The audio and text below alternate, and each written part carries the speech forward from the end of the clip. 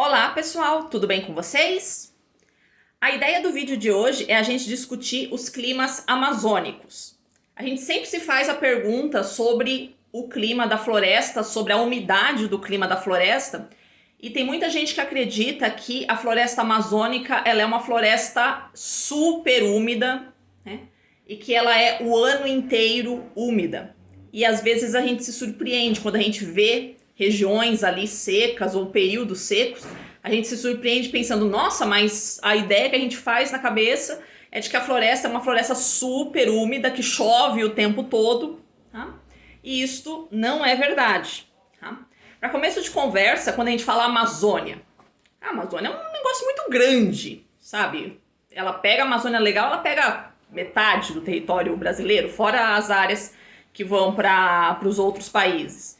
Então é muito complicado a gente fazer uma comparação, né? A gente fazer uma descrição da floresta amazônica como úmida, sabe? Nenhuma área do planeta tão grande quanto ela tem uma homogeneidade climática. Isso não existe em lugar nenhum do planeta.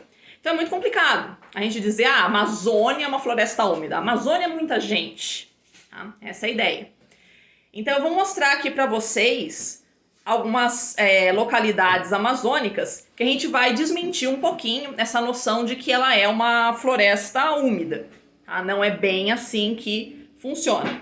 Antes da gente começar a conversa, o que significa período úmido e período seco? A gente vai trabalhar aqui com o critério de Gossan, do período seco. Ele trabalha com médias mensais de temperatura e de precipitação. O Gossan estabeleceu que mês seco é um mês em que o valor da precipitação em milímetros é inferior ao dobro da temperatura. Então vamos supor, se eu tenho uma localidade que a temperatura média mensal é de 20 graus, essa localidade é considerada úmida quando chover acima de 40 milímetros, porque 40 é o dobro de 20. Tá? Se chover menos do que 40 milímetros, esse mês será considerado mês seco. Tá? Então existe um critério para a gente determinar o que é seco e o que é úmido. Tá? Porque é muito fácil a gente confundir com a percepção humana, né? Qualquer pausa na estação chuvosa nós já chamamos de período seco. Não é assim que funciona. Né? A natureza tem uma leitura diferente da nossa. Tá? Então a gente tem que verificar quando é que a falta de chuva realmente começa a impactar a vegetação. Então não é qualquer pausa na chuva que impacta a vegetação, que vai fazer com que ela entre em estresse hídrico, por exemplo. Tá?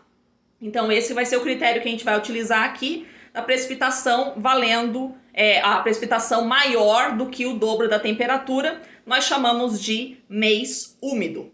Meses em que a precipitação for menor do que o dobro do valor numérico da temperatura em graus Celsius, a gente vai chamar de mês seco, tá? Então eu vou mostrar aqui para vocês como é que fica muito fácil da gente fazer isso nos gráficos, da gente observar essa caracterização climática nos gráficos.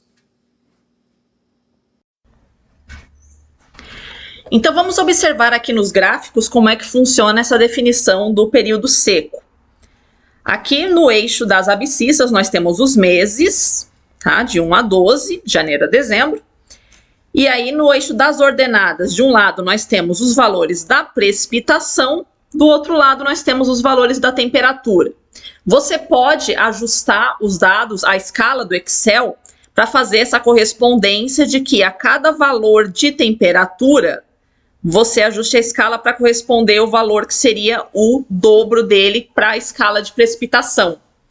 Você construindo o gráfico assim, as barrinhas representando a precipitação, a linha representando a temperatura, todas as barrinhas que ficarem abaixo da linha da temperatura, toda vez que a precipitação ficar abaixo da linha da temperatura, isso significa que a precipitação está menor do que o dobro do valor numérico da temperatura. Então esses vão ser os meses secos, correto? Então a gente pegando aqui a cidade de Rio Branco, no Acre, essas normais você consegue baixar no site do INMET, elas correspondem aqui, todas as que eu utilizei, as normais do período de 1981 a 2010, que é a normal mais recente que o INMET está divulgando. Então, a gente observa aqui que para a cidade de Rio Branco, no Acre, nós temos os meses de junho e julho caracterizados como meses secos. E agosto tá quase lá, né? Passou por pouco, tá? Então, Rio Branco, em pleno miolão da região amazônica, sim, tem um período seco. Percebe? Vamos para a cidade de Lábrea, no Amazonas. Bem no meião do Amazonas, isso daqui. Ó, veja, tem um período super úmido, assim como vocês observaram em Rio Branco, lá no começo do ano, final do ano, que seria, grosso modo, o verão. Mas no inverno, mesma coisa, junho, julho, você tem um período seco, sim. Tá? Então a gente não pode ficar com essa ideia de que a floresta ela é úmida o ano todo. Não, ela não é úmida o ano todo. Ela tem um período muito úmido, que é o período do verão, mas o período do inverno, sim, em algumas localidades pode ser bastante seco, sim. Conceição do Araguaia.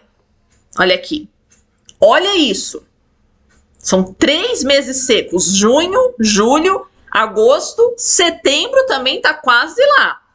Vejam que a temperatura para todos eles é praticamente constante o ano todo, né? Os climas tropicais têm pouca variação de temperatura ao longo do ano, mas a precipitação, sim, ela pode variar bastante. E por fim, São Félix do Xingu, no Pará. Tá?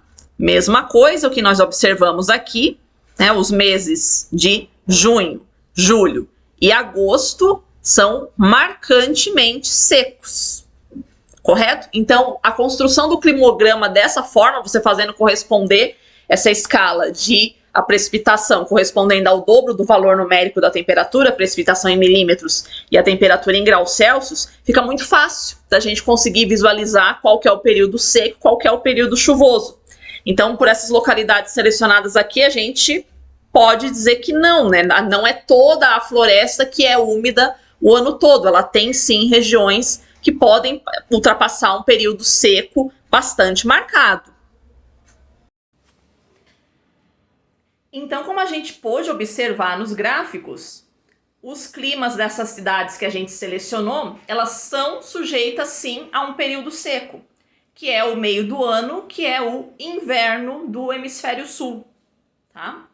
Então não tem nada de anormal, de extraordinário, de a gente observar períodos secos nessas regiões. Isso faz parte do clima da região. Não tem nada de, isso daí é culpa das alterações climáticas, isso é culpa do desmatamento. A gente sempre quer encontrar culpados para crenças que nós aqui formulamos.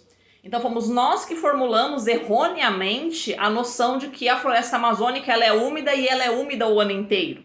Tá? Nenhum tipo climático é sujeito a isso. Até mesmo climas que são considerados úmidos o ano inteiro, eles podem sim estar sujeitos a períodos secos. Existe variabilidade interanual, variabilidade interdecadal, não tem nada de errado nisso.